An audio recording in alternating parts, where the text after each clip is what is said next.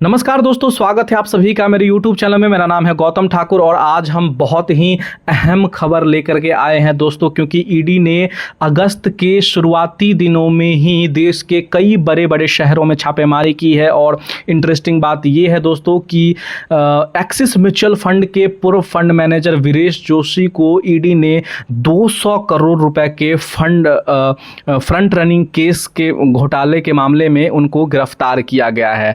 इस वीडियो में दोस्तों हम लोग समझने वाले हैं कि आखिर एक्सिस म्यूचुअल फंड में क्या चल रहा था और ईडी ने क्यों छापा मारा और क्या गिरफ्तारी की है। सारी बातें जो आपको इस वीडियो में बताऊंगा। इसके अलावा फ्रंट रनिंग क्या होता है उसको भी हम लोग अच्छे से जानेंगे और ईडी के रेड के बारे में जानेंगे कि किन किन बड़े बड़े शहरों में ईडी ने रेड किया है। तो दोस्तों, अगर अभी तक आपने इस चैनल को सब्सक्राइब नहीं किया है तो सब्सक्राइब कर लीजिए, वीडियो को लाइक कर लीजिए और चलिए दोस्तों वीडियो को शुरू करते हैं। दरअसल बात ये है दोस्तों कि वीरेश जोशी जो कि एक्सिस म्यूचुअल फंड के पूर्व फंड मैनेजर और चीफ ट्रेडर भी हैं, उनको सेबी ने 3 अगस्त को हिरासत में लिया है 200 करोड़ रुपए के फ्रंट रनिंग घोटाले के मामले में। मनी लॉन्ड्रिंग रोकथाम अधिनियम PMLA prevention of money laundering act के तहत एक विशेष अदालत ने वीरेश जोशी को 8 अगस्त तक ईडी की कस्टडी में भेज दिया है। और ये पूरा जो मामला है दोस्तों 200 करोड़ के फ्रंट रनिंग घोटाले से जुड़ा हुआ है।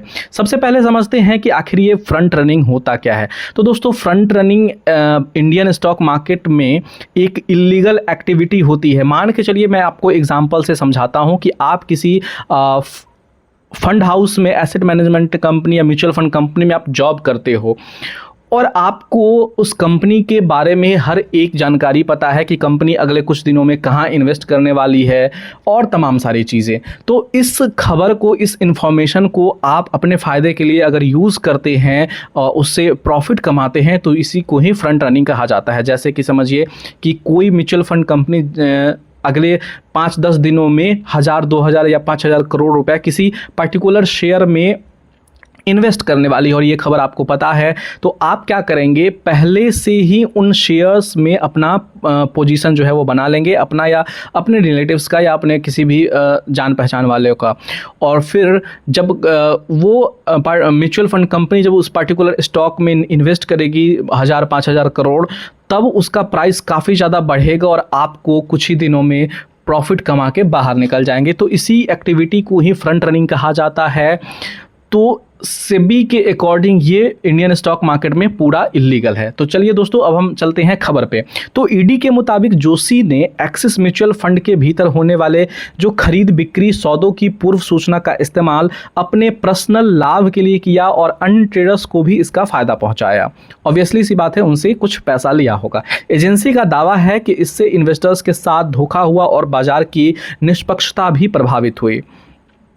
ईडी ने 1 अगस्त से देश के कई शहरों में छापेमारी की, जिनमें दिल्ली, मुंबई, गुरुग्राम, लुधियाना, अहमदाबाद, भावनगर, भुज और कोलकाता भी शामिल है। छापों के दौरान एजेंसी को फ्रंट रनिंग में इस्तेमाल किए गए ब्रोकर्स, म्यूचुअल अकाउंट्स और शेल कंपनियों के जटिल नेटवर्क भी मिले हैं। ईडी ने बताया कि इस कार्रवाई में कुल 17.4 करोड़ रुपए की चल अचल संपत्तियों को फ्रीज किया गया है, जिनमें शेयर्स, म्यूचुअल फंड यूनिट्स और बैंक खातों में जमा राशि शामिल है। ये संपत्तियां इस घोटाले से हुई अवैध कमाई का हिस्सा मानी जा रही है। अब समझते हैं कि इन पैसों को कैसे इन लोगों ने घुमाया। तो जांच एजेंसी का दावा है कि जोशी और उसके सहयोगियों ने इस फ्रंट रनिंग से मिली अवैध कमाई को शेल कंपनियों, रिश्तेदारों के बैंक खातों और विदेशों के जरिए रूट किया, खासकर दुबई स्थित ट्रेडिंग टर्मिनल के जरिए। कई म्यूल अकाउंट्स भी ब्रोकर से जुटाए गए, जिसका इस्तेमाल एक्सिस म्यूचुअल फंड्स के आधिकारिक सौदों से पहले निजी लेन देन में करने में हुआ। ईडी के मुताबिक यह अवैध कमाई शुरुआती अनुमान से कहीं अधिक हो सकती है, जो फिलहाल 200 करोड़ रुपए से ऊपर आंकी जा रही है। 2018 से 21 के बीच घोटाला हुआ है। ईडी की मौजूद कार्रवाई मुंबई पुलिस द्वारा दिसंबर 2024 में दर्ज एक एफआईआर पर आधारित है। इसके अलावा 2022 में इनकम टैक्स विभाग ने भी जोशी से जुड़े सौदों की जांच की थी। तब ईडी इस मामले की जांच विदेशी मुद्रा प्रबंधन अधिनियम यानी कि फेमा फेमा एक काफ़ी स्ट्रिक्ट एक्ट है उसके तहत कर रहा था, लेकिन अब इसे मनी लॉन्ड्रिंग के तहत दर्ज किया गया है।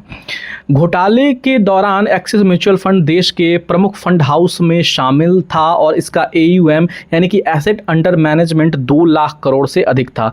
जोशी को मई 2022 में उस वक्त हटाया गया था जब फंड हाउस ने खुद ही अपनी ट्रेडिंग गतिविधियों की आंतरिक समीक्षा शुरू की थी।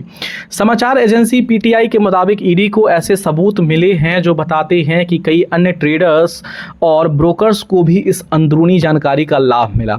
इससे यह घोटाला एक संगठित सांठगांठ की ओर इशारा करता है।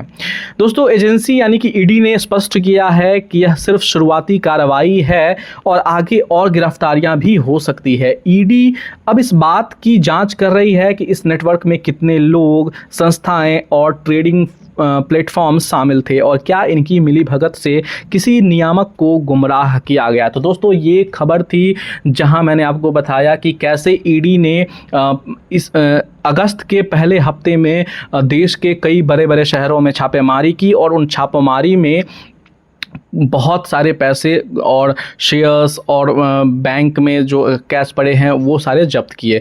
इसके अलावा जो एक्सिस म्यूचुअल फंड के पूर्व फंड मैनेजर वीरेश जोशी को सेबी ने 200 करोड़ रुपए के जो फ्रंट रनिंग घोटाला है उसके मामले में गिरफ्तार भी किया गया है। तो दोस्तों, ऐसी ही खबरों और बिजनेस अपडेट्स के लिए आप हमारे चैनल को सब्सक्राइब कर सकते हैं, वीडियो को लाइक और अपने दोस्तों में शेयर कर दीजिए। और आपकी क्या राय है इस पे, आप क्या समझे इस पूरे टॉपिक पे, अपनी राय कमेंट बॉक्स में हमें ज़रूर दीजिए। हम मिलते हैं अगले वीडियो में अगले टॉपिक के साथ।